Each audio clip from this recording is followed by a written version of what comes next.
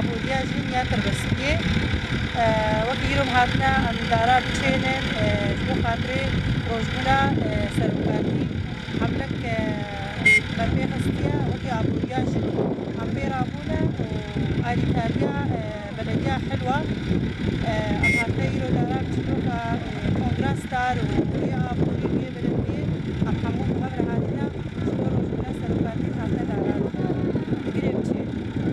ابتسام حماد المحو من مجلس بلدة حلوة، نائبة الرئاسة المشتركة لبلدية حلوة.